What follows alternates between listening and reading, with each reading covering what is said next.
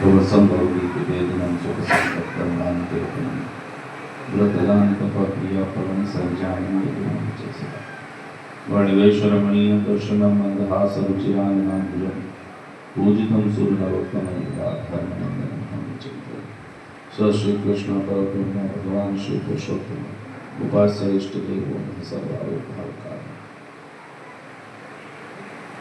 अनंत कोटि ब्रह्मांडाधिपति सर्वकारण कारण अपना सौ मोक्षदाता परम कृपालु इष्टदेव परमात्मा भगवान श्री स्वामीनारायण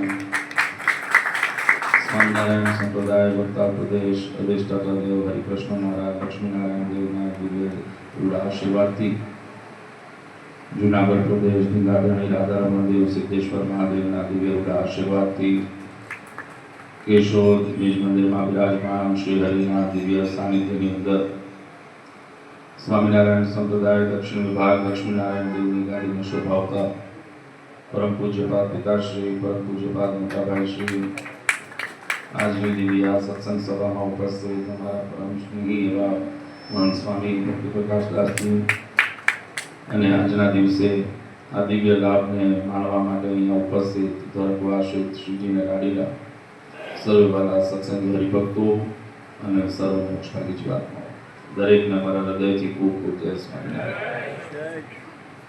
આજે કેશોદને આંગણે ભગવાન સ્વામિનારાયણની પૂર્ણ કૃપાથી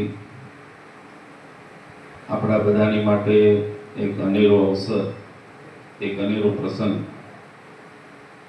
આ દિવ્ય સ્થાનની અંદર આપણને માણવાનો અવસર મળ્યો છે.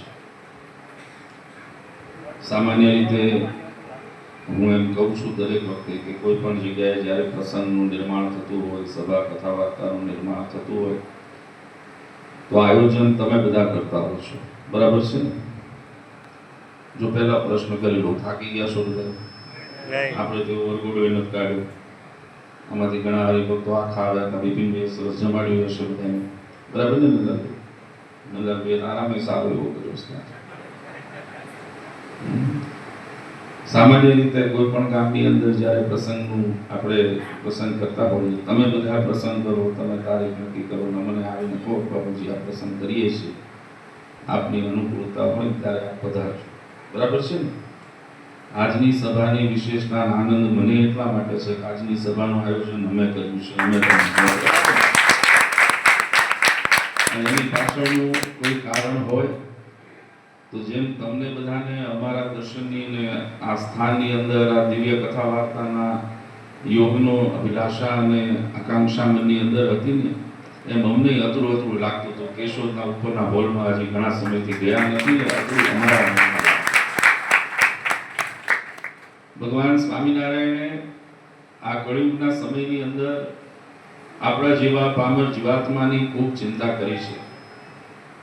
પૂર્વ વક્તાઓએ પોતાની આગવી શૈલીની અંદર પોતાના ભાવનાઓ અને સુંદર ઉપદેશની વાતો એ બધાએ પૂર્વ વક્તાઓએ કરી છે. એટલે આપણે બહુ એની અંદર મારે પાછી એની પુનરાવૃત્તિ કરવી નથી. પણ આજે જ્યારે આપણને સુંદર આ અવસર મળ્યો છે, આવી દિવ્ય તક મળી છે, ત્યારે જીવનની અંદર મળેલી આ તકનું મહત્વ એને સમજવું પ્રત્યેક જીવાત્મા માટે ખૂબ જરૂરી બને છે. ઘણી વખત આ સમાજની અંદર જ્યારે જીવ આવે છે, આ સમાજની અંદર પોતાની મોટા, પોતાનું વર્ચસ્વ, પોતાની નામનાને પ્રાપ્ત કરી લે છે, પછી એ જીવાત્માના જીવનની અંદર ઘણી વખત અહંકાર અને અહમરૂપી ત્રુટિ આવી જતી હોય છે. આ વાત બહુ સમજવાની છે અને હું બહુ સંક્ષિપ્તની અંદર એને સમજાવવાનો પ્રયત્ન કરીશ કે જીવનની અંદર જે જે સુયોગ આપણને પ્રાપ્ત થતા હોય છે, એ તમામ સુયોગો પ્રાપ્ત થવાની પાછળ કંઈકનો કંઈક હેતુ અને એની પાછળનું કંઈકનો કંઈક ઉદ્દેશ્ય એ પરમાત્માએ નિર્ધારિત કરેલો છે. આ જગતની અંદર જ્યારે આપણે જન્મ લઈએ છીએ, જ્યારે કર્મ કરીએ છીએ, તો એ કર્મને પૂર્ણ કરવા માટે થઈને, જન્મને સાર્થક કરવા માટે થઈને પરમાત્માએ આપણા દરેકની અલગ અલગ જવાબદારીઓ અને આપણા દરેકની અલગ અલગ ફરજો એ ભગવાન નક્કી કરીને મોકલે છે. એટલે આ સમાજની અંદર જ્યારે આવીએ છીએ, આ સંસારની અંદર જ્યારે આપણે આવીએ છીએ, તો દરેકના પોતપોતાના પાત્રો, દરેકના પોતપોતાના જીવનની અંદર જે કરવાના કર્મ છે એ નિર્ધારિત હોય છે. પણ મનુષ્ય સ્વભાવની એક અવળઈ મનુષ્ય સ્વભાવ એક એવો છે કે જ્યારે માણસની અંદર કંઈક એને ઉપાર્જિત એવું થઈ જાય, એને કંઈક એવા સાધનની પ્રાપ્તિ થઈ જાય, તો એના અંતરની અંદર એ માણસનો જે અહંકાર છે, એની અંદર રહેલો જે અહમ છે, એ તરત જીવાત્મા ઉપર હાવી થઈ જતો હોય છે. આપણે કથા વાર્તાઓની અંદર ઘણા બધા પાત્રોના વર્ણન ને ઘણા બધા પાત્રોની આપણે વાતો એ અનેકો વખત સાંભળી છે. પણ એક વાત બહુ નિર્વિવાદ છે વાલા ભક્તો, કે આ જગતની અંદર જે પાત્રો આવીને જે પોતાનું કાર્ય કરે છે, એ તમામ કાર્યની પાછળનો ઉદ્દેશ્ય ને એની પાછળનું કારણ એ પરમાત્મા હોય છે. આ વાતને સમજો. સામાન્ય રીતે જો એ દ્રષ્ટાંતને સમજવાનો પ્રયત્ન કરીએ તો આપણે આપણા નિત્ય જીવનની અંદર, રોજિંદા જીવનની અંદર કંઈક પ્રસંગ બને, કંઈક આપણી વચ્ચે ખટપટ થાય, કંઈક થાય, એટલે આપણે ઘણા બધા ઉદાહરણ આપી દઈએ છીએ. આપણે હંમેશા એમ કહીએ છીએ કે આ તો મંથરા જેવી છે, આ તો વિભીષણ જેવો છે. બરાબર છે ને? આપણે એવી ઉપમાઓ આપી દેતા હોઈએ છીએ. એ આપણે એને નકારાત્મકતાની સાથે લઈએ છીએ, કારણ કે આપણી બુદ્ધિની અંદર એવો ફેર છે, આપણી બુદ્ધિની અંદર એ સમજણનો અભાવ છે કે એની અંદર રહેલી જે સકારાત્મકતા છે, એની પાછળ રહેલું જે કારણ છે, આપણે કારણને સમજવાનો પ્રયત્ન કર્યો નથી. આ વાતને જ્યારે દ્રષ્ટાંત લઈએ તો મંથરાનું આપણે દ્રષ્ટાંત લઈએ છીએ, વિભીષણનું લઈએ છીએ, તો માં કૈકેયી એ માતા હતી. પણ માતા કૈકેયીએ પોતાના પુત્ર એટલે કે રામચંદ્રજી મહારાજ માટે વનવાસ માંગ્યું. બરાબર છે? આ પ્રસંગ શું કામ બન્યો, એ પ્રસંગને આપણે સમજવાનો પ્રયત્ન કરવો જોઈએ. મંથરાએ કૈકેયીની પાસે વરદાન શું કામ મંગાવ્યું? દશરથ રાજાએ વરદાન શું કામ સાર્થક કર્યું? રામચંદ્રજી મહારાજને વનવાસ કેમ થયો? રામચંદ્રજી મહારાજ ભગવાન હતા. રામચંદ્રજી મહારાજ જો ધાર્યું હોત તો સૌથી પહેલું કે એમને આ લોકમાં આવવાની જરૂર જ નહોતી, પણ આ લોકમાં આવ્યા. લોકમાં આવીને મહારાજે આ ચરિત્ર કર્યું. ચરિત્રના માધ્યમે કરીને જે પરમાત્મા ઉદ્દેશ્યને લઈને આ લોકમાં આવ્યા હતા કે આ સંસારની અંદર અનેકો જીવાત્માનો ઉદ્ધાર કરવો છે, અનેકો જીવાત્માનો મોક્ષ કરવો છે, એ પોતાના મોક્ષના ઉદ્દેશ્યને પૂર્ણ કરવા માટે મહારાજે અલગ અલગ નિમિત્ત બનાવ્યા છે. એ નિમિત્ત કેવી રીતે બનાવ્યા?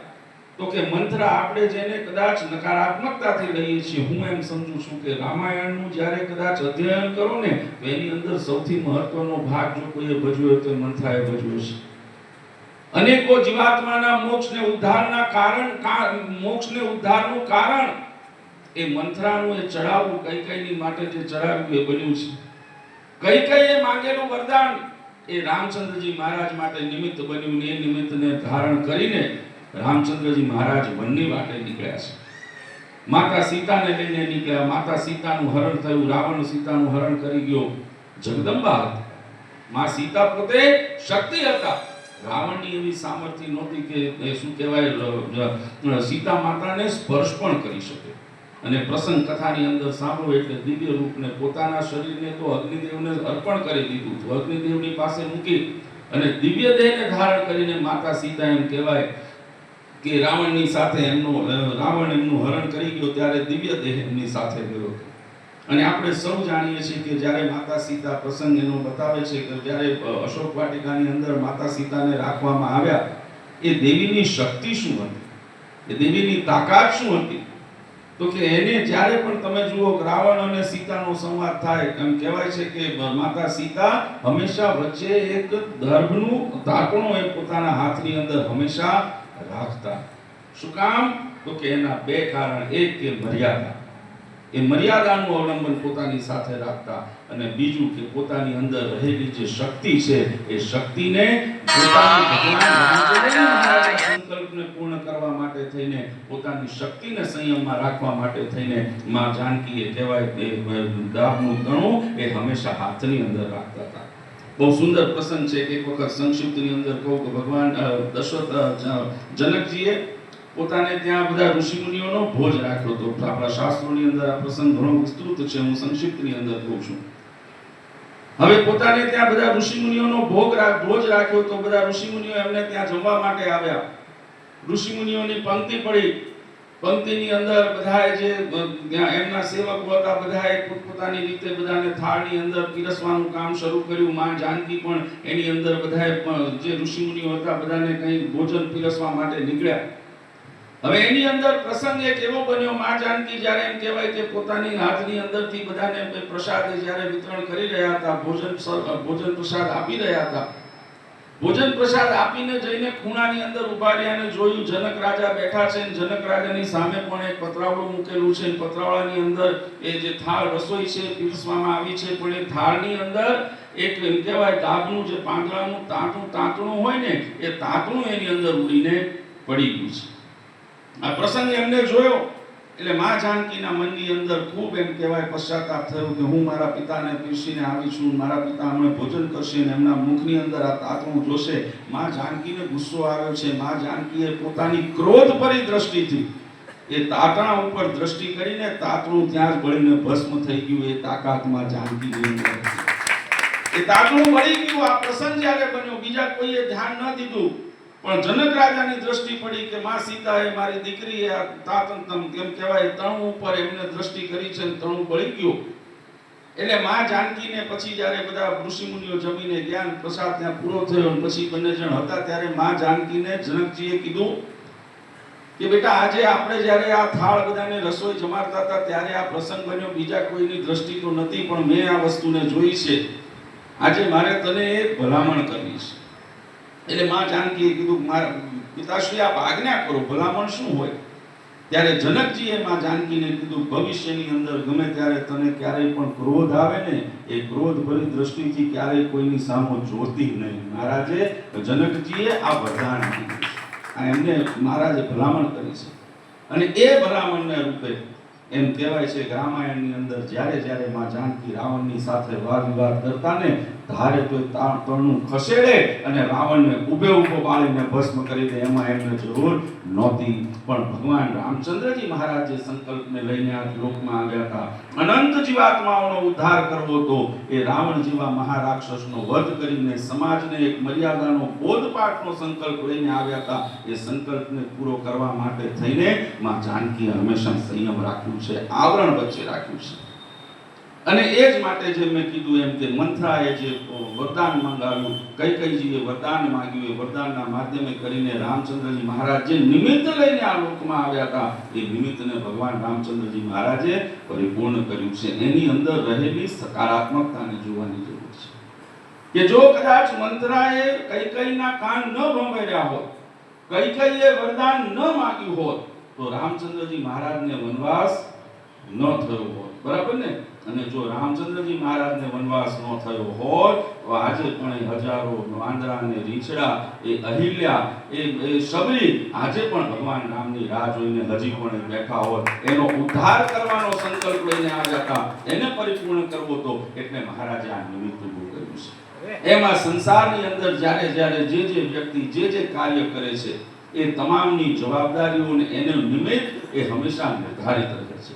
પણ આપણે બધાની અંદર તકલીફ એ પડી છે કે નિમિત્ત અને એ કાર્યને આપણે સિદ્ધ નથી કરી શકતા. એની પાછળનું કોઈ કારણ હોય તો આપણે બધાએ જે અંદર આપણી માટે થઈને પરમાત્માએ દાખલો કરીને જે મહેનત કરીને આપણને મર્યાદા અને વિવેકના બોધ પાઠ આપ્યા છે, આપણે મર્યાદાને ભૂલી ગયા છીએ. જે તળું વચ્ચે હોય ને એ તળું આપણી વચ્ચેથી ખસી ગયું છે અને એ ખસવાને કારણે આપણી વચ્ચે હંમેશા ઘર્ષણ થાય છે. એ ઘર્ષણની અંદર જે કાર્ય આપણું મુખ્ય છે, કારણ હું હંમેશા કહું છું ભગવાને ષડંગી સંપ્રદાયની રચના કરી. દેવ, મંદિર, શાસ્ત્ર, આચાર્ય, સંત અને હરિભક્ત આ 6 અંગ એની સ્થાપના કરવા પાછળનું કારણ તો મહારાજે બહુ સુંદર એનું કારણ આપ્યું છે કે આ કળિયુગની અંદર જો આ 6 અંગ એકબીજાના પૂરક થઈને કામ કરે ને તો એ જીવાત્માનો મોક્ષનો માર્ગ ક્યારેય અઘરો બનતો નથી. જીવાત્માનો હંમેશા સહજે મોક્ષના માર્ગ ઉપર અગ્રસર થઈ શકે છે. એની અંદર તકલીફ ક્યાં પડે છે તો કે દેવ, મંદિર ને શાસ્ત્ર એની અંદર ક્યાંય ફેર પડવાનો નથી. બરાબર છે ને? સાચું ખોટું? થાકી ગયા છો? શું ફરી પૂછું? જવાબ આપો ભલામણા.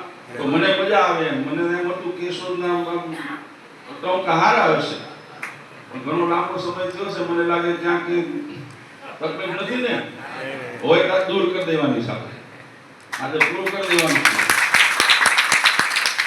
અને હું ઈચ્છીશ, કારણ કે મને યાદ છે જ્યારે હું જુનાગઢ પ્રદેશની યાત્રાઓ મહંત સ્વામી બધા હતા મારી સાથે ઘણું ફર્યા છીએ, અને અમે આ બાજુ ઘણા ગામડામાં ફર્યા છીએ. આ કેશોદ અમારું ઠાણું હતું ભલામણા. અહીંયા તો આવે છે આવતા જતા અમે એટલે આપણા બધાની અંદર જે અભાવ આવ્યો છે, આપણા બધાની અંદર જે ત્રુટિ આવી ગઈ છે, એ મર્યાદા આપણે ચૂકી ગયા છે.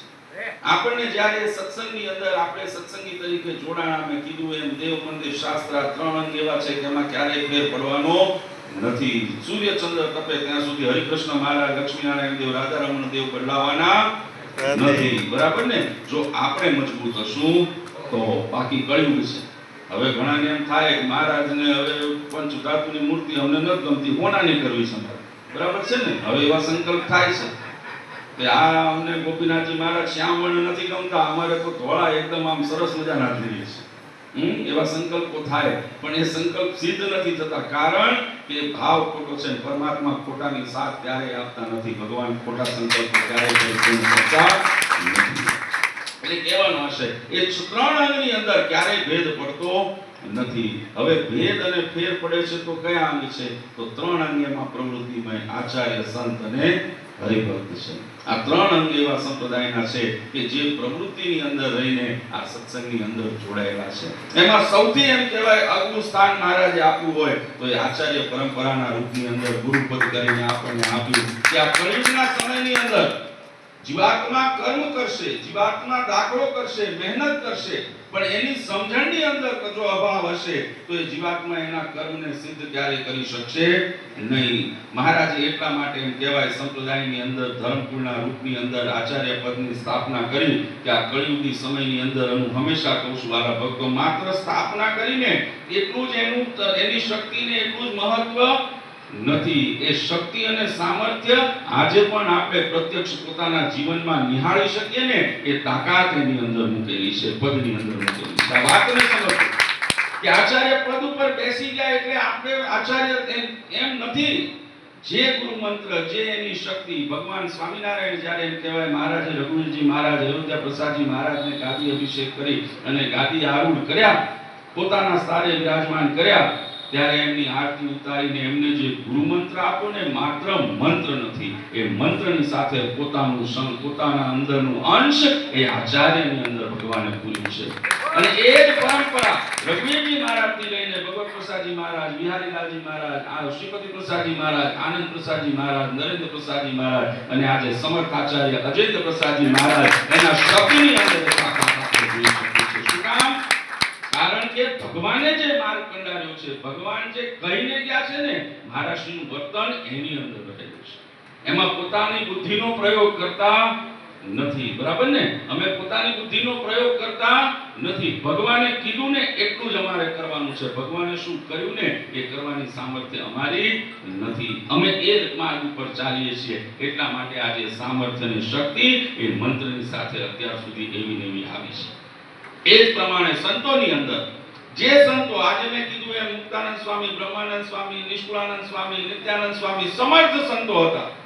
આ બધા સંતોની અંદર એ સામર્થ્ય હતું કે ધારીને તો પોતાનો આખો એક સંપ્રદાય ચલાવી શકે, પણ કોઈએ ક્યારેય પોતાના જીવનની અંદર એવો સંકલ્પ કર્યો નથી. બરાબર ને? ગોપાળાનંદ સ્વામી બધા સમર્થ હતા.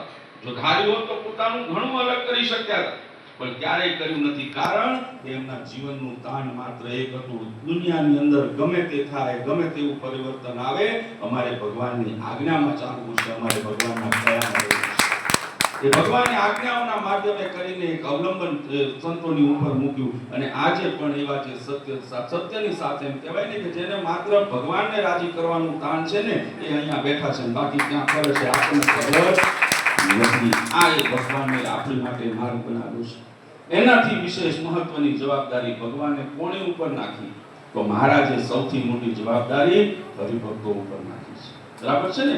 સંપ્રદાયનું સૌથી મોટું, ને હું એમ કહું ને કે જે સંપ્રદાયની અંદર સંપ્રદાય માટેનું ગૌરવ ગણી શકાય એવું અંગ હોય તો એ સંપ્રદાયના હરિભક્તો છે. કારણ કે સમાજની અંદર તમે બધા રહેવાના છો, સમાજની અંદર પોતાના કાર્ય ભગવાને આચરણના સંપ્રદાયના માધ્યમે આપણને આચરણ રૂપિયા સંપ્રદાય આપ્યો. એ આચરણના માધ્યમે કરીને સમાજની અંદર ભગવાન સ્વામિનારાયણની ઓળખાણ, એની તમે ભગવાનના ભગવાનપણાની પ્રતીતિ આ સમાજને કોઈ કરાવી શકે તો એ તમારા વાણી, વર્તન અને ક્રિયાએ તમારી અંદર સામર્થ્ય ભગવાને મૂક્યું છે. આ ત્રણેય અંગ એવા છે કે જો એકબીજાના પૂરક થઈને, એકબીજાના ખભે ખભો મિલાવીને જો સત્સંગની અંદર પ્રવૃત્તિમય થાય ને તો ગમે તેવા સંકલ્પ આપણે જીવનમાં કરીએ ને એ તમામ સંકલ્પોને આપણે સિદ્ધ કરી શકીએ છીએ. પણ આપણે પહોંચી શકતા નથી, કારણ કે મેં કીધું એમ મર્યાદા અને વિવેક આપણે છૂટી ગયા છે.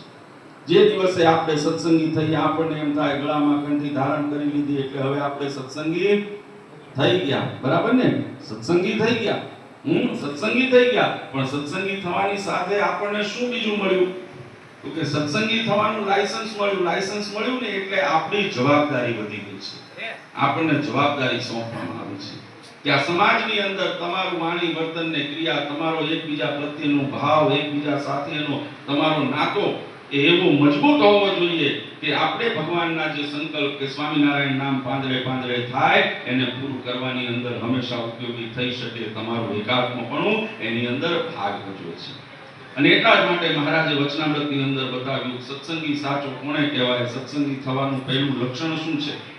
તો વચનામૃતની અંદર મહારાજે કીધું છે કે જે વિવેકનું બુદ્ધિ હોય, જેની અંદર વિવેકી હોય, જે જીવાત્મા વિવેકી હોય, એ વિવેક એ સત્સંગી થવાનું પહેલું લક્ષણ છે. વિવેક કોણે કીધું? તો મહારાજે બહુ સુંદર એનું નિરૂપણ કરીને કીધું કે પોતાની અંદર રહેલો અવગુણ હોય એને જોઈને જીવનમાંથી દૂર કરે અને બીજાની અંદર રહેલા માત્ર સદગુણને જોઈને પોતાની અંદર ગ્રાહ્ય કરે, એને મહારાજે વિવેકી ભક્તિ કીધો છે. પણ આપણે અત્યારના સમયની અંદર માત્ર બધાની અંદર કોડ જ જોઈએ છે, બરાબર ને? આપણી માનસિકતા નકારાત્મક થઈ ગઈ છે અને એ નકારાત્મક માનસિકતા છે એના કારણે આપણે એકબીજાની સાથે હળીમળીને કાર્ય કરી શકતા નથી. એમાં નુકસાન કોનું થાય છે? આપણી પ્રવૃત્તિઓથી નુકસાન કોનું થાય છે? વ્યક્તિનું થાય છે, વ્યક્તિનું થાય છે. સમાજની અંદર રહેલા આપણા તમામ સમાજનું પણ, સ્વામિનારાયણ સંપ્રદાયનું પણ એની અંદર એની તકલીફ એને પણ ભોગવવી પડે છે. એટલે આ જીવનની અંદર જો મર્યાદાના બોધપાઠને આપણે સમજી લઈએ, આપણે જો મર્યાદાની અંદર રામચંદ્રજી મહારાજના વખતની અંદર જ્યારે એમ કહેવાય રામાયણનું યુદ્ધ થયું ને તો એકથી એક સમર્થ વાનરની અંદર કે વાનર સેનાની અંદર સમર્થ યોદ્ધાઓ હતા, બરાબર ને? હનુમાનજી જો ધાર્યું ને હનુમાનજી જો સમુદ્ર લાંગીને લંકામાં જાય અને પોતાના પૂંછડાથી લંકાને બાળી નાખે તો એ રાવણને મારવામાં વાર કરે? સમજો વાત, બરાબર? વાર થાય? એમાં વાર થાય નહીં. અંગદ જેવો અંગદ એ રાવણની સભામાં જઈને પોતાનો પગ માત્ર ધરવી દે, રાવણની સભામાં કોઈ એવો સમર્થ રાક્ષસ ન હોય કે પગને એકી ચલાવી દે એવો સમર્થ અંગદ જો 21 વર્ષની ઉંમરની અંદર એ તાકાતને ધરાવતો હોય તો રાવણને મારવામાં એને સમય લાગે ખરો? રાવણને મારવામાં સમય લાગે નહીં. પણ ભગવાને જેમ કીધું એમ રામચંદ્રજી મહારાજનો જે ઉદ્દેશ્ય હતો, રામચંદ્રજી મહારાજનો સંકલ્પ હતો, એને પૂર્ણ કરવા માટે બધાએ પોતપોતાની જવાબદારીનું વહન કર્યું છે. ત્યારે આપણે સાંભળ્યું કે અંગદ અને હનુમાનજી મહારાજ ઝઘડ્યા કે ના ના હું રામનો વાલો, હું રામનો વાલો. ક્યાંય કથામાં આવે છે એવું? નલ નીલ બરાબર સમર્થ હતા. જ્યારે સેતુબંધ બંધાણો એની અંદર સૌથી મહત્વની ભૂમિકા કોઈએ નિભાવી હોય તો એ નલ અને નીલે એની અંદર ભજવી છે. તો ક્યારેય સાંભળ્યું કે નલ અને નીલે ક્લેમ કર્યો કે રામચંદ્રજી મહારાજે અમારું નામ બહુ લીધું જ નથી? સાંભળ્યું? લક્ષ્મણજી હતા 14 વર્ષ એક આંખનું મટકું નથી માર્યું. રામચંદ્રજી મહારાજની સેવામાં રહ્યા છે, હંમેશા જાગતા રહ્યા છે, બરાબર છે ને? કથાઓ સાંભળી છે ને? ક્યાં એવું સાંભળ્યું કે લક્ષ્મણજીએ ક્લેમ કર્યો કે રામ કરતા તું વધારે જાગ્યો છું, મેં વધારે મહેનત કરી છે? એવું સાંભળ્યું? નથી સાંભળ્યું. કારણ કે આ બધાયનો ઉદ્દેશ્ય શું હતો? એકમાત્ર હતો, ભગવાનને રાજી કરવા છે, ભગવાનની આજ્ઞામાં ચાલવું છે. અને એટલા માટે સામર્થ્ય હોવા છતાં પણ કોઈની અંદર ક્યારે ભેદ પડ્યો નથી, કોઈની અંદર ક્યારે વિવાદ થયો નથી. આ બધા જે પ્રસંગો સંપ્રદાયની અંદર, આપણા ઇતિહાસોની અંદર, આપણા શાસ્ત્રોની અંદર જે આપણે સાંભળીએ છીએ, વાંચીએ છીએ, એ આપણા જીવનની અંદર એક બોધપાઠ આપણી માટે લાવે છે કે આ સમાજને જો સુરક્ષિત કરવું હશે, આ સમાજને જો એકમેક થઈને આપણે સમાજને જો આગળ વધારવું હશે, સંપ્રદાયનું સુરક્ષા કરવી હશે, સંપ્રદાયનું રક્ષણ કરવું હશે તો એની માટે એકમેક થઈને કાર્ય કરવું જરૂરી છે. એમાં જો છાંટા, કારણ કે ખેતર હોય ને હું હંમેશા દ્રષ્ટાંત આપું છું, ખેતર હોય અને આ સંપ્રદાય પાછું તકલીફ એ સંપ્રદાય અત્યાર સુધી શું હતો, ભક્તિનો અખાડો હતો. હવે પોતાના સ્વાર્થનો બન્યો છે. સંપ્રદાયની અંદર અત્યારની મોટી તકલીફ એ છે કે અત્યાર સુધી આપણે ભક્તિ માટે અહીંયા કાર્ય કરતા હતા, મહેનત કરતા હતા. હવે પોતાના અહમને પોષવા માટે થઈને, પોતાના વ્યક્તિગત સ્વાર્થને, ભાવને પોષવા માટે થઈને મહેનત કરીએ છીએ. એટલે આપણું જે ખેતર છે ને એની અંદર ઘણી જગ્યાએ છાંદા પડી ગયા છે. એ છાંદાને જો પૂરીશું નહીં ને તો બહાર હું હંમેશા કહું છું કે ઝુંડમાં હોઈએ ને, મહારાજે શું કામ કીધું કે તમારે બધાએ હંમેશા સત્સંગના ભીડામાં રહેવું? એની પાછળનું કારણ શું? મહારાજે એક વાત બહુ સમજી વિચારીને મહારાજે આપણા બધાની માટે કરી છે કે આ કળિયુગનો સમય છે, આ ગીર પ્રદેશ છે, બરાબર ને? ગીરની અંદર હાવ જ અહીંયા બધે ફરતા હોય. હવે એમાં તમે તમારું ગૌચર લઈને નીકળ્યા હો, ગાયો બધી ઝુંડમાં હોય ત્યાં સુધી સુરક્ષિત, બરાબર ને? અને એમાંથી રખેને કદાચ કોઈ ગાવડું પોતાનો જો માર્ગ ભૂલી ગઈ, તે પોતાનો રસ્તો ભૂલી ગઈ, તો એનો શિકાર થવાની તૈયારીઓ અને એના શિકાર થવાના ચાન્સીસ એટલા વધી જાય છે. જ્યાં સુધી ઝુંડમાં હોય ત્યાં સુધી સુરક્ષિત છે. એટલે જીવા ભગવાને કીધું કે હંમેશા સત્સંગના ભીડામાં રહેજો. શું કામ? કે સત્સંગના ભીડામાં રહી એકબીજાના પૂરક થવાનો પ્રયત્ન કરજો. પ્રશ્ન થવાનો પ્રયત્ન ક્યારેય કરશો નહીં. એકબીજાનું પૂરક થઈને કામ કરવાનું છે. અને જ્યારે એકબીજાના પૂરક થઈને કામ કરશો તો તમે તમારો ધણી નિર્ધારિત કરી શકશો. અને જ્યારે ધણી નિર્ધારિત કરશો ને તો જીવનની અંદર કે સત્સંગની અંદર કે વ્યક્તિગત પ્રશ્નની અંદર પણ કોઈ પણ મૂંઝવણ હશે ને, ભેગા મળીને પ્રશ્નનું સમાધાન ચોક્કસ થશે. કારણ કે ઉપરવાળો તમારા રક્ષણમાં ઊભો હશે. મેં દ્રષ્ટાંત આપ્યું ને કે ગીરનો પ્રદેશ છે. એક વખત આ એક દ્રષ્ટાંત આપું કે એક વખત ગીરના જંગલની અંદર એક ગાય એના ગૌચરની સાથે ગોવાળ ગાયો લઈને નીકળ્યો હતો. હવે ગાયોને ચરાવવા નીકળ્યો અને એની અંદર મેં કીધું એમ અજાણતા એક ગાય હતી એના ઝુંડથી જુદી પડી ગઈ, બીજી દિશામાં જતી રહી. ગોવાળને ધ્યાન રહ્યું નહીં. ગોવાળ પણ એના બધા ગૌચરને લઈને આગળ વધી ગયો. ઓલી ગાય એકલી ચરતી હતી. એ જ સમયે ત્યાં આગળ સિંહ આવ્યો અને સિંહે જેવી ગાયને જોઈ, એકલી જોઈ એટલે સિંહનું મન લલચાણું, કાજે તો સરસ મજાની ફીસ્ટ મળવાની છે. એટલે સિંહ તરત એમ કહેવાય ગાયની તરફ દોટ મૂકી. ગાયને મારવા માટે થઈને, તરાપ પાડવા માટે થઈને સિંહ દોડ્યો. સિંહને જોતાની સાથે ગાય પણ પોતાના રક્ષણની અંદર સિંહની ઉપર દ્રષ્ટિ પડી એટલે ગાયે પણ દોડવાનું શરૂ કર્યું. ગાય અને સિંહ, ગાય આગળ દોડતી જાય, સિંહ પાછળ દોડતો જાય. બંને જણ દોડતા દોડતા આગળ જતા હતા અને એની અંદર આગળ ઓલું દલદલ કે ને માટીનું, જેની અંદર ખૂંટી જવાય, કે જેની અંદર ખૂંટો તમે નીકળવાનો પ્રયત્ન કરો ને એટલું વધારે અંદર ઊંડા ઉતરતા જાઓ, બરાબર? એવું દલદલ આવી ગયું. દલદલની અંદર ગાયે ઠેકડો માર્યો. ગાય ઠેકડો મારીને આગળ કૂદી એ દલદલની અંદર ફસાઈ. એ ફસાઈ નીકળવાનો પ્રયત્ન કર્યો, થોડોક આગળ વધી ગઈ પણ પછી નીકળી શકી નહીં. સિંહ પણ એના મદની અંદર હતો. સિંહ પણ એના મદની અંદર ગયો અને એને પણ તરાપ પાડવા માટે થઈને કૂદકો માર્યો અને એ પણ એ દલદલની અંદર પડી ગયો. બંનેની વચ્ચે એમ કહેવાય 4-5 ફૂટનું અંતર રહી ગયું. સિંહે પણ પ્રયત્ન કર્યો પણ હલી શક્યો નહીં. થોડોક સમય થયો ને એટલે ગાય આમ પાછળ વળીને જોયું, સિંહને જોઈને હસવાનું શરૂ કર્યું, દાંત કાઢવા માંડ્યો. એટલે સિંહ વિચારમાં પડ્યો કે આનું મોત સામે ઊભું છે અને આને દાંત આવે છે, આની ડગલી ચકી ગઈ લાગે છે. એટલે સિંહને જોઈને આમ ગાય હસતી હતી એટલે સિંહ હસતા હસતા પૂછ્યું કે એટલે સિંહે એને ખોખારો કરીને પૂછ્યું કે તને ભય નથી લાગતો? તું તારું મોત તારી સામે ઊભું છે અને તને હસવું આવે છે? એટલે ગાયે કઈ બીજો ઉત્તર ન દીધો. ગાયે એટલું એને સામે પ્રશ્ન કર્યો. ગાયે કીધું તારો આ સંસારની અંદર કોઈ ધણી છે? ગાયે શું પૂછ્યું કે તારો આ સમાજ અને સંસારની અંદર કોઈ ધણી છે? પણ ઓલો સિંહ હતો ને એના મદની અંદર હતો. મદમાં એમ કહેવાય દલદલમાં ફસાણો હતો પણ પાવર ઓછો થયો નહોતો. એટલે ગાયને કે હું જંગલનો રાજા કહેવાઉં, હું સિંહ છું, હું ડાલામથો કહેવાઉં, મારો તો કોઈ અહીંયા ધણી હોતો હશે? એટલે ગાયે વધારે ખીલખીલાઈને હસવાનું શરૂ કર્યું.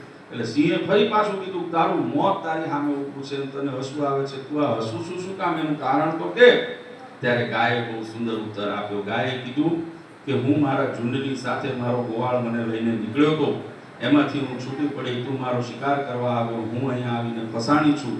મારો ગોવાળ જ્યારે સાંજ સંધ્યા સમય થશે ને ગૌચરને લઈને પાછો એના નેહડે જતો હશે, એ એની ગાયોની ગણતરી કરશે અને એમાં જ્યારે એને હું નહીં દેખાઉં ને, મારો માલિક મને ગોતતો આવશે ને આ દલદલમાંથી ગાડી બચાવી લેશે. તારું રક્ષણ કોણ કરશે? કહેવાનો હશે વાલા ભક્તો, જ્યારે મર્યાદાના અંદર હોઈએ, આપણે આજ્ઞા પ્રમાણે ચાલતા હોઈએ, ભગવાનની મરજી પ્રમાણે કાર્ય કરતા થઈએ ત્યારે આપણું રક્ષણ એ હંમેશા પરમાત્મા કરતો હોય છે. એ ખીલો આપણે નિર્ધારિત કરી શકીએ છીએ. અને એટલા જ માટે ભગવાને સંપ્રદાયની અંદર બહુ સુંદર પ્રણાલિકા કરી. મહારાજે ખૂબ સુંદર આજ્ઞા કરી. સંપ્રદાયમાં આવો ને એટલે દાસાનું દાસ થઈને આવું, બરાબર ને? આની અંદર દાસાનું દાસ થઈને આવું. મેં કીધું એમ એકબીજાનું પૂરક થવા માટે આવું. પોતાનું કામ સંપ્રદાયમાં ભગવાને કીધું ને એમ કરવા આવું. પોતાનું ધાર્યું કરાવવા આવવું હોય તો એને આવવાની જરૂરત છે નહીં. આ બધાની માટે લાગુ પડે છે, બરાબર છે ને? આ મહારાજે સ્થાન, આ જગ્યા આપણને આ બધા માધ્યમો એટલા માટે પૂરા પાડ્યા છે કે આ માધ્યમોના બળે કરીને આપણે જીવનની અંદર એ વિવેકને શીખી શકીએ અને વિવેક શીખીને આપણે પોતાના મનની વૃત્તિને ભગવાનમાં જોડી શકીએ. પણ આપણા જીવનની કેમ કહેવાય કઠિનાઈ એ છે કે આપણે ભગવાન સિવાય બીજે બધે આપણી વૃત્તિને જોડતા હોઈએ છીએ. એટલા માટે મનની વૃત્તિ એ પરમાત્માની અંદર એકાગ્ર થઈ શકતી નથી. અને ભગવાન સિવાય બીજે બધે જોડાય ને એટલે ડખા ઊભા થાય, બરાબર? આપણે બધાય માટે, યુવાનો હોય, વડીલો હોય, બાળકો હોય, તમામની માટે જીવનનો એક ઉદ્દેશ્ય અને એક જીવનનો સંકલ્પ રાખવો. ભગવાન જેમ કહી ગયા છે ને અમારે માત્ર એટલું કરવાનું છે, બરાબર ને? જો એ લીટી ઉપર ચાલશું અને એકબીજાના પૂરક થઈને ચાલશું તો જ આપણે સત્સંગની અંદર આગળ વધી શકીશું. બાકી જો એકબીજાના, મેં કીધું ને એમ છૂંદણા જોવા જશું ને તો સત્સંગથી આપણે આગળ થઈ જશું. કારણ કે અમે કીધું એમ આપણું મન એ ભગવાનમાં જોડાયેલું નથી. એના સિવાય બધે ગામની અંદર એક ડોશીમાં આ કેમ હું કહું છું એટલા માટેનું દ્રષ્ટાંત આપું છું. મંદિરમાં આવો, જ્યારે સત્સંગની અંદર આવો ને ત્યારે ભગવાન માટે થઈને આવજો. તમે બીજે બધે ધ્યાન રાખશો ને તો જ આપણે બીજે અવળે માર્ગે ચડી જશું, ભગવાનથી આગળ થઈ જશું. એ ગામની અંદર એક ડોશીમાં રોજ એમ કહેવાય ભગવાનના દર્શને જાય, ભગવાનનું મંદિર સાફ સુફી કરે, ભગવાનનું ભજન કરે, નિત્ય ભગવાનની આરાધના કરે અને મંદિરની અંદર જે કંઈ સેવા હોય બધું કરતા. એ ડોશીમાનો નિત્યનો નિયમ હતો, રોજ જાય, રોજ જઈને ત્યાં બધું પોતાનું મંદિરની સાફ સફાઈ, ભગવાનના દર્શન, ભક્તિ આદિના કામ કરતા હતા. એની અંદર એક વખત એવો સમય આવ્યો કે અઠવાડિયા 10 દિવસનો સમય જતો રહ્યો. ડોશીમાં ભગવાનના મંદિરે જવાનું એમને બંધ કરી દીધું. હવે બંધ કર્યું એટલે મંદિરના જે મહંત હતા એને પણ એ દ્રષ્ટિમાં હતા, કારણ કે રોજ આવતા હોય, સેવા પૂજા કરતા હોય, એટલે રોજ જોતા હોય. એટલે મહંતના મનની અંદર પણ સંશય થયો કે આવા સારા ભક્ત હતા, રોજ ભગવાનની ભક્તિ કરવા આવતા હતા અને એકદમ એવું તો શું થઈ ગયું કે આજે આવવાનું બંધ કરી દીધું. હવે એની અંદર આ મનમાં વિચાર ચાલતો તો મનની અંદર એમ કહેવાય ગળમથલ ચાલતી હતી. એની અંદર મહંતજી કઈ બજારની અંદર કામ માટે નીકળ્યા, ડોશીમાં પણ એક સમય બજારમાં કામ માટે નીકળ્યા. બંને જણ રસ્તાની અંદર ભેગા થઈ ગયા. રસ્તામાં ભેગા થયા એટલે ડોશીમાને મહંતે કીધું કે હમણાં 10-15 દિવસથી તમે દેખાતા નથી, એકદમ જ તમારામાં કેમ આ પરિવર્તન આવી ગયું? કઈ તમને કોઈએ કીધું, કઈ ખોટું લાગ્યું, શું થયું? કઈ બોતો ખરાબ? એટલે ડોશીમા કે ના, કોઈએ કઈ કીધું નથી, કોઈએ કઈ બીજું મારી સાથે એવો દુર્વ્યવહાર નથી કર્યો, કઈ જ નહીં, પણ મને તકલીફ એ છે કે હું જ્યારે મંદિરની અંદર આવું છું, મંદિરમાં આવીને ભગવાનની સેવા પૂજા કરીને હું પ્રદક્ષિણા આદિ કરું છું તો પ્રદક્ષિણાની અંદર બધા ઘણા યુવાનો બેઠા હોય, ઘણા વડીલો બેઠા હોય, ઘણા ગૃહસ્થો બેઠા હોય, બધા અલગ અલગ બેઠેલા હોય છે. હું જ્યારે પ્રદક્ષિણા કરું છું ત્યારે એ બધાની વાતો મને સંભળાય છે ને વાતો છે ને પછી મારા મનની અંદર ઘર કરી જાય છે. એટલે હું ઘરે આવીને પછી એ વાતોના વમળે ચડી જઉં છું. એટલે મને પછી શાંતિ મળતી નથી, એટલા માટે હું મંદિરે આવતી નથી. મહંતે કીધું વાત બરાબર છે. એટલે મહંતે એમ કીધું વાંધો નહીં, તમારા પ્રશ્નનું સમાધાન કરીએ. આવતીકાલ સવારે તમે ઘરેથી તમે સવારે જેમ પહેલા આવતા હતા ને એ પ્રમાણે મંદિરે આવજો અને સાથે એક સરસ મજાનો લોટો લેતા આવજો. એટલે મહંતે કીધું કે ડોશીમાએ કીધું વાંધો નહીં, આપ કહો છો એમ હું લોટો લઈને આવીશ. ડોશીમા લોટો લઈને મંદિરે આવ્યા, ભગવાનના દર્શન કર્યા, મહંતને લોટો આપ્યો. મહંતને કીધું કે આ લોટો તમે મંગાવ્યો તો આ લોટો તમારી હું લાવીશ. હવે લોટો આપ્યો એટલે મહંતે ત્યાં અંદર પાણીનો નળ હતો, પાણીનો નળ ચાલુ કર્યો, લોટાની અંદર છલોછલ પાણી ભર્યું અને છલોછલ પાણી ભરીને લોટો એમ કહેવાય ડોશીમાના હાથમાં આપી દીધો. ડોશીમાના હાથમાં આપીને ડોશીમાને કીધું તમારે બાકી બધી પ્રવૃત્તિનું કામ પતી ગયું છે, હવે જેમ રોજ પ્રદક્ષિણા કરો છો ને એ પ્રમાણે તમારે તમારી જે પણ 18, 11, 25 કે જે પ્રદક્ષિણા કરતા હોય પ્રદક્ષિણાઓ તમે કરો. ડોશીમાએ કીધું વાંધો નહીં, પણ મહંતે કીધું કે પ્રદક્ષિણા કરવામાં શરત એ શું તો કે તમે જેટલી પ્રદક્ષિણા કરો ને પ્રદક્ષિણા પૂરી થાય ત્યાં સુધી આ લોટામાંથી એક ટીપું પાણી બહાર પડવું જોઈએ નહીં. બરાબર? શું કીધું? આ લોટામાંથી એક ટીપું પાણી પણ બહાર પડવું જોઈએ નહીં. ડોશીમાએ કીધું વાંધો નહીં. ડોશીમા નીકળ્યા પ્રદક્ષિણા કરી, જે એમની નીત્ય હતી એમ 11 કે 25 પ્રદક્ષિણાઓ પૂરી કરીને આવી અને પછી મહંતની સામે ઉભા રહ્યા અને રાજી થઈને કીધું કે મેં આ મારી 25 પ્રદક્ષિણાઓ પૂરી કરી લીધી અને આ લોટામાંથી એક ટીપું પાણી બહાર પડવા દીધું નથી. ત્યારે મહંતે સામે પ્રશ્ન કર્યો કે આજે તમારી આજુબાજુમાં બધા લોકો બેઠા હતા? એટલે કે હા, એ બધા જ બેઠા હતા. એટલે કે એ લોકો આજે શું વાતો કરતા હતા? તો કે મને આજે કઈ ખબર જ ન પડી, હું તો આ પાણીને બચાવવામાં એટલું મન કેન્દ્રિત કરીને બેઠી હતી, તમને શું વાત કરીને મને ખબર પડી નથી. જ્યારે મહંતે કીધું બસ આટલી જીવનની અંદર તૂટી છે કે અહીંયા આવીને ભગવાનના સિવાય તમારી મનવૃત્તિ બધે ચોટે છે ને, એટલા માટે થઈને તમારું ધ્યાન બધે ભટકે છે, એટલે તમે ભગવાનની અંદર જોડાઈ શકતા નથી. જે દિવસ મનમાં નિશ્ચય કરીને પરમાત્માનો આશરો દ્રઢ કરીને આવશો, ભગવાન સિવાય ગમે તે જગતની વાત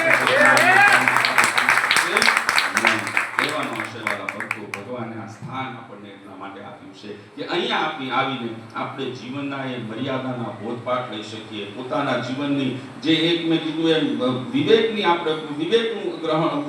ગ્રહણ અહીંયા આપણે કરી શકીએ અને એ વિવેકી જીવનને લઈ આપણે સત્સંગની અંદર જ્યારે ચાલીએ, દાસાનું દાસ થઈને ચાલીએ. ફરી વખત કહું છું વાલા ભક્તો, ઘર્ષણનું મૂળ કારણ એટલું છે ને, હંમેશા કહું છું કે આપણે સત્સંગમાં ચાલવા, અમારા મહંત સ્વામી બધાય ઘણી વખત કે આપણે બધા સત્સંગમાં તકલીફ છે, ચાલવા નથી આવતા, ચલાવવા આવી જઈએ છીએ. બધાને એક જ કરું છે અને ભાવ કોઈનો ખોટો નથી, હું એમાંય ના નથી કહેતો, ભાવ કોઈનો ખોટો નથી, પણ જે રીત છે ને એની અંદર તકલીફ છે. કારણ કે હું એમ સમજુ છું કે અહીંયા જેટલા બેઠા છો ને બધાય મને લઈને આપણે બધાય અહીંયા બેઠા છીએ. આપણા બધાનો ઉદ્દેશ્ય શું છે? ઉદ્દેશ્ય શું છે? ભગવાનને રાજી કરવું, બરાબર ને? ભગવાનનું ભજન કરવું. આપણું અંતિમ લક્ષ્ય શું છે? તો કે અક્ષરધામમાં જવું, બરાબર? જો આપણું લક્ષ્ય એક છે, આપણો માર્ગ એક છે, આપણી કાર્યશૈલી, કાર્ય કરવાની ધગસ એક છે, તો પણ આપણી વચ્ચે આમ કહેવાય અંતરાય શું કામ પડે છે? કારણ એટલું છે કે આપણે પોતાનો માર્ગ કંડારવા જઈએ છીએ, પોતાનું કરાવવા જઈએ છીએ. આટલી જો જીવનમાંથી તૂટીને દૂર કરી દેશો અને એકબીજાના, ફરી કહું છું, કારણ કે સમાજની અંદર, સંપ્રદાયની અંદર કે સત્સંગની અંદર મહારાજે 6 અંગ બનાવ્યા, પ્રણાલિકા કરી. શું કામ કરી? આ 6 અંગની જરૂરિયાત કે સત્સંગ સુચારુ રીતે ચાલી શકે, બરાબર? સત્સંગ સુચારુ રીતે ચાલી શકે એની માટે મહારાજે આ 6 અંગ બનાવ્યા. 6 એના મહત્વ એ ભગવાને અલગ અલગ સમજાવ્યા છે. એમ સંપ્રદાયની અંદર, આપણા ગામની અંદર કોઈ પણ વસ્તુનું કદાચ જ્યારે નિર્માણ કરવામાં આવે, કોઈ પણ હોદ્દાઓનું નિર્માણ કરવામાં આવે, કોઈને કોઈ હોદ્દો સોંપવામાં આવે, તો એ માત્ર ને માત્ર એટલા માટે છે કે એના માધ્યમે કરીને સંપ્રદાય અને સત્સંગનું કાર્ય એ સુચારુ રૂપે થઈ શકે. મહારાજે ધરમકુળમાં જન્મ આપ્યો, મારો મોક્ષ સારો તમારો નહીં, એવું થશે? ભક્તિ કરશો ને તમારો મોક્ષ એ જ થશે. ભગવાનના એક ચરણે હું બેઠો હોઈશ ને બીજે તમે બેઠા હશો. જો સાચા ભગવાનનો ઉદ્દેશ્ય, ભગવાનનો માર્ગ હંમેશા એક સરખો છે. એટલે જીવનની અંદર જે આપણા સંપ્રદાયની અંદર કે કોઈ પણ સ્થાનની અંદર એ જે હોદ્દા આદિનું જે નિર્માણ કરવામાં આવે છે, એ સંપ્રદાયને સુચારુ રીતે એકબીજાના પૂરક બનાવીને કામ કરવા માટે બનાવવામાં આવે છે, નહીં કે એકબીજાની સામે ઊભું રહેવા માટે, બરાબર? એટલે દરેક ભક્તો, આજે મેં કીધું એમ કે કેશોદને આંગણે આપણી માટે, મને તો આજે ખૂબ આનંદ છે. આ કેશોદની સભા છે ને અક્ષરધામની આપણને, કારણ કે બધાને વિનંતી કરીશ કે જે કદાચ કોઈના મનની અંદર ખટરાગની ક્યાંય પણ કંઈ ખટપટ હોય ને, આજે હું વિશ્વાસની સાથે કહું છું, ભગવાનના આશ્રય થઈને કહું છું કે આજે અહીંયા નીચે બેઠા હરિકૃષ્ણ મહારાજ, ઘનશ્યામ મહારાજના ચરણોમાં પોતાના તમામ વિચારો મૂકીને જજો. કેશોદનો સત્સંગ ફરી એવું નવું થયું.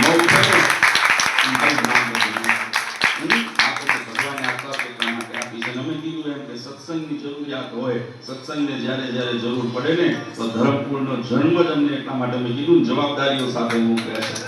ધરમકુળમાં જન્મ શું કામ આપ્યું છે? વડતાલ બેસી લેર કરવા નહીં, બરાબર ને? ખાલી તમને નો પ્રોબ્લેમ કહીને જ્યાં જવું હોય ત્યાં જવા માટે નહીં, બરાબર? ધરમકુળનું આ પદ ને આ કુળની અંદર જન્મ ભગવાને એટલા માટે આપ્યો છે. કદાચ ક્યાંક આડા અવળા જતા હો ને તો તમને માર્ગે ચડાવી દઈએ, તમારો ધણી નક્કી કરાવી દઈએ. એટલા માટે જો અમે અમારી ફરજ ન બજાવીએ તો મેં કીધું એમ ભગવાનના ધામમાં અમને પણ સ્થાન મળવાનું નથી. આ સંતો જો પોતાની ફરજ ન બજાવી શકે તો ગમે તેટલો મેં કીધું એમ ભક્તિ કરી હોય, કારણ કે મેં કીધું ને એમ જીવનની અંદર એક ત્રુટિ, એક ઉણપ અને એક મનનો સંશય, એ આપણા જીવનની કરેલી તમામ કર્મ તમામ ભક્તિને બાળીને ભસ્મ કરી દેશે. વચનામૃતની અંદર મહારાજે કીધું ને, બહુ સુંદર દ્રષ્ટાંત આપ્યું. સરસ મજાનો દૂધનો ગ્લાસ હોય, ભેંસનો સરસ મજાનો એમ રગડા જેવું દૂધ હોય, એની અંદર સરસ મજાની સાકર નાખવામાં આવે. સાકર નાખ્યા પછી એની અંદર બદામ, પિસ્તા આદિ માવા બધા નાખવામાં આવે. એની ઉપર કેસરના 4 દાણા નાખવામાં આવે, ઇલાયચી નાખીને સરસ મજાનું રગડા જેવું ચોખ્ખું મીઠું દૂધ તૈયાર કરીએ. પણ આ બધું કર્યા પછી ભૂલે ચૂકે જો સાપના ઝેરનું એક ટીપું એ દૂધની અંદર પડી જાય, તો એ દૂધ પછી પીવા યોગ્ય રહેશે? એ દૂધ આખું ઝેર બની જાય છે. સાપના ઝેરનું તો એક ટીપું જ પડ્યું, પણ એ આખું દૂધ ઝેર બની જાય છે. એમાં જગતની અંદર જ્યારે મનુષ્ય તન મળ્યું, સત્સંગ મળ્યો, સત્સંગની અંદર આપણે ભક્તિ કરી, પણ એ ભક્તિના માર્ગ ઉપર ચાલતા ચાલતા કદાચ ક્યાંક આપણા મનની અંદર અહંકારનો, ભગવાનના દ્રોહનો, ભગવાનની આજ્ઞાના લોભનો એક છાંટું પડી ગયું ને, તો આપણી તમામ કરેલી ભક્તિ એ બળીને ભસ્મ થઈ જાય છે. ક્યારેય આપણને મોક્ષ સુધી પહોંચવા દેતી નથી. એટલા માટે જીવનને જો સાકાર કરવું હોય, મનુષ્ય તનને સાર્થક કરવો હોય, તો હંમેશા ભગવાને કીધું એમ કરવાનો નિશ્ચય લઈને ચાલજો. અને એટલા જ માટે અમે હંમેશા કહીએ, ક્યાંક કદાચ કંઈ પ્રશ્ન હોય ને, ભગવાને અમને મોકલ્યા જ એટલે છે ભલામણ. બરાબર ને? બધાને કહું છું, જીવનની અંદર કોઈ પણ આ અત્યારે વાત એટલા માટે કરવી પડે છે કારણ કે કળિયુગી વાતાવરણ છે. અને સત્સંગની અંદર મેં કીધું એમ ઘણા બધા એવા છાંદા પડી ગયા છે. એ છાંદાને જો પૂરીશું નહીં ને, તો ગમે ત્યાં હાંડીઓ આવીને ત્યાં માથું મારીને છાંદું ખોલીને અંદર ઘૂસી જશે ને, આપણને ખબર પડશે નહીં. આપણું જે ખેડેલું ખેતર છે, આટલો દાખલો જે આપણે બધાએ ભેગા મળીને કર્યો છે, ભગવાન સ્વામિનારાયણની કૃપાથી કર્યો છે, આ ખેતર આપણું વિખરાઈ જશે. એનું ધ્યાન એ ન વિખરાય એનું અનુસંધાન હંમેશા રાખજો. એટલા માટે આપણો આ દાખલો છે. આજે કેશોદને આંગણે ભગવાન સ્વામિનારાયણની પૂર્ણ કૃપાથી અહીંયાના ભક્તો ઘણું 2-4 વખતથી મને આ બાજુ જ્યારે વિસ્તારમાં આવું ત્યારે આવવા માટે શાંતિભાઈ બધા ભક્તો અહીંયા અમને વારંવાર આમંત્રણ આપવા આવતા હતા, પણ સમય અને એનો અભાવ અને કટોકટીને કારણે અહીંયા આવી શકાતું નહોતું. પણ આ વખતે નક્કી કર્યું હતું, ગમે તે થાય કેશોદ તો જવું છે. અમારે વાત થઈ હતી 2 દિવસ પહેલા જ, હમણાં 3 દિવસ પહેલા હું જુનાગઢ આવ્યો હતો, ભક્તો બધા મને મળવા આવ્યા હતા, આમંત્રણ આપવા. મેં એક ચોખવટ કરી હતી, બીજે લાવજો, રહી ગયું. યુવાનો આપણે વાત થઈ હતી, તમે છેતરી ગયા મને. બરાબર છે ને?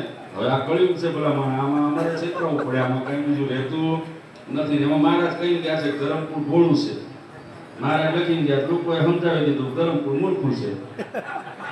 ખપાવે છે ને અત્યારે, પણ અમને એનાથી કોઈ લેતી દેતી નથી. અમારો ઉદ્દેશ ફરી વખત કહીશ, અમે જે આ દાખલો કરીએ છીએ, મહેનત કરીએ છીએ, જે પણ કંઈ આજે સત્સંગ માટે કરીએ છીએ, અમારો હંમેશા એક જ ઉદ્દેશ્ય રહ્યો છે. અજેન્દ્ર પ્રસાદજી મહારાજે અમને એક જ ઉદ્દેશ અને એક જ લીટીમાં એક શિક્ષા આપી છે કે જે કામ કરો ભગવાનની માટે કરો, જેની સામે કરો ને એને ભગવાનમાં જોડો, પોતામાં ક્યારે જોડવાનો પ્રયત્ન કરશો. આ એક કહીએ છીએ. અને આજે આનંદ છે કે કેશોદનો સત્સંગ અમે હમણાં સવારે આખાની અંદર પણ કીધું કે આ જુનાગઢ પ્રદેશનો વિસ્તાર ને આ સત્સંગ, હું નાનો હતો ને જ્યારે મહારાજશ્રી સાથે એમ કહેવાય પ્રથમ વખત યાત્રાએ નીકળ્યો હતો, સત્સંગની યાત્રાની અંદર, ગજાઓની અંદર, ત્યારે હું આ જુનાગઢ પ્રદેશમાં ફર્યો હતો. બરાબર ને?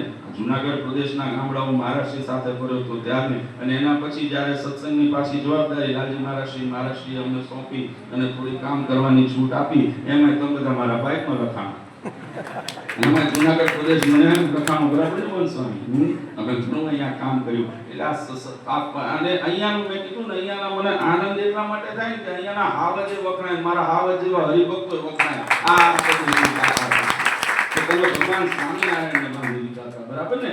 ગઢડામાં જઈને મહારાજ રોકાણા, પણ સૌથી પહેલા બાંધ્યા હોય તો કોણે? આ સોરઠ પ્રદેશે બાંધ્યા. તમારી અંદર એક ભક્તિની લાલસા છે, ભક્તિની શક્તિ છે કે જે પરમાત્માને અહીંયા બંધાવવા માટે મજબૂર કરી દે.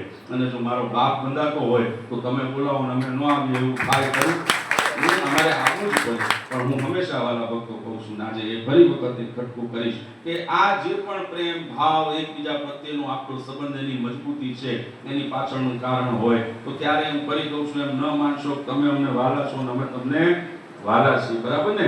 માત્ર એવું નથી. બરાબર ને? આની પાછળનું જો કોઈ કારણ હોય તો બહુ સરળ અને સહજ કારણ છે કે અહીંયા બેઠેલા તમામ ભક્તો એ ભગવાનને શિરસાટે ભગવાનની વફાદારી રાખીને બેઠા છે, ભગવાનની આજ્ઞામાં રહે છે, ભગવાનના સિદ્ધાંતો પ્રમાણે જીવો છો. એ ભગવાને બનાવેલા ઘેરાની અંદર આપણે બધા જોડે છીએ ને, એટલે આપણો તાતણો આટલો મજબૂત બંધાયેલું છે.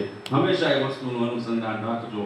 ભૂલે ચૂકે કોઈ પણ કારણોથી કોઈ પણ વસ્તુને કારણે, પછી એ પોતાના સ્વભાવને કારણે હોય, અહંકારને કારણે હોય, માયાનું કારણ હોય કે બીજા કંઈ કારણ હોય, એ કોઈ પણ કારણથી જો એ ઘેરાની બહાર એક પગલું બહાર તમે માંડી લેશો કે એક પગલું બહાર અમે માંડી લેશું ને, આ પ્રેમનો તાતણો ત્યાં જ બળીને ભસ્મ થઈ જશે અને કોઈ બચાવી શકશે નહીં. અને જ્યાં સુધી એકબીજાને મેં કીધું એમ પૂરક થઈને એકબીજાને આગળ આમ દાસાનું દાસ થઈને એકબીજાની સાથે હળીમળીને સત્સંગ કરશું ને, ત્યાં સુધી હું ખાતરી આપું છું, જેમ આજે શ્રી હરિના સાનિધ્યમાં કેશોદ મંદિરમાં બેઠા છીએ ને, અક્ષરધામમાં પણ આપણને પૂજ્યા નહીં કરી શકે એ જીવનની અંદર સામર્થ્ય મળશે. એટલે આજના દિવસે પરમ કૃપાળુ ઇષ્ટદેવ પરમાત્મા ભગવાન શ્રી સ્વામિનારાયણ, વડતાલવાસી હરિકૃષ્ણ મહારાજ લક્ષ્મીનારાયણ દેવ, જુનાગઢવાસી રાધા રમણ દેવ સિદ્ધેશ્વર મહાદેવના ચરણોમાં પ્રાર્થના કરું અમારા કેશોદ સત્સંગ સમાજને મહારાજ હંમેશા આવો બળિયો રાખજો. દરેકના મનની અંદર કોઈ પણ પ્રકારની કંઈ પણ ઉણપ કાચક હોય એને જીવનમાંથી દૂર કરજો. આ સત્સંગની ઉપર હંમેશા આમની દ્રષ્ટિ રાખજો. આ સત્સંગ હંમેશા એક થઈને વફાદાર, આપની વફાદારીની સાથે આ સત્સંગનું પોષણના કાર્યોની અંદર હંમેશા કાર્યરત રહે એવી હું આપના ચરણોમાં પ્રાર્થના કરું છું. અને અંતમાં અમારા સમગ્ર ધર્મગુરુ પરિવાર, પરમ પૂજ્યપાદ સનાતન ધર્મ ધુરંધર 1000 આચાર્ય શ્રી અજેન્દ્ર પ્રસાદજી મહારાજ, પરમ પૂજ્ય અશોકવાળા માતુશ્રી, અને મેં કીધું એમ અમારે વાત તો ખાલી અમારી હતી બરાબર, પણ મેં કીધું ને જ્યાં પ્રેમ મજબૂત હોય ત્યાં ભાવે એવો અમારો નીકળી જાય. વાત અમારે એકલાને આવવાની હતી, પણ માતુશ્રી બેનને જોડે લઈને આવ્યા. આ તમને વિશેષ લાભ મળ્યો છે. એટલે અમારા સમગ્ર ધર્મકુળ પરિવાર, પરમ પૂજ્ય અશોકવાળા માતુશ્રી અને પરમ પૂજ્ય પાદ મોટા ભાઈ શ્રી યુગેન્દ્ર પ્રસાદજી મહારાજ, અમારા બંને બાળલાજી યજ્ઞેન્દ્ર પ્રસાદજી, દિગ્વિજેન્દ્ર પ્રસાદજી મહારાજ વતી હું સમગ્ર કેશોદ સત્સંગ સમાજ, આજુબાજુના ગામના જે પણ ભક્તો આજે અહીંયા ઉપસ્થિત થયા છો એ તમામને આ દિવ્ય સત્સંગ સભાના ખૂબ ખૂબ અભિનંદન અને વધામણા આપું છું. ભગવાનના ચરણોમાં પ્રાર્થના કરું, વહેલા વહેલા ડીજે સાથે ફરી એક મોટું આયોજન આવું થાય અને ધૂમધામથી આપણે ભગવાનની ભક્તિમાં કરીએ એવી પ્રાર્થના કરી દરેકને અંદરના શુભ આશીર્વાદ આપી મારી વાણીને વિરામ આપું છું. સહજાનંદ સ્વામી મહારાજ. પૂજ્ય લાલજી મહારાજે આપણને સરસ મજાના રૂડા આશીર્વાદ આપ્યા. જોરદાર તાળી વધાવશું. કેશોદના ભક્તોના ભાવની સામે લાલજી મહારાજે એમ કીધું કે એમનો ભાવ જ એવો હતો કે મારે આવવું જ પડે. બરાબર, બહુ સારી વાત કરી. આજ્ઞામાં રહેવાની વાત કરી. ભગવાનની આજ્ઞામાં રહેશું તો ભગવાન રાજી થશે, ધર્મગુરુ રાજી થશે, સંતો રાજી થશે અને હરિભક્તોમાં એક પ્રકારનો એવો સમય ઊભો થશે કે આપણે બધાએ ભગવાનનું શાંતિથી ભજન કરી શકશું. હવે હું વિનંતી કરીશ બિપિનભાઈ આખાને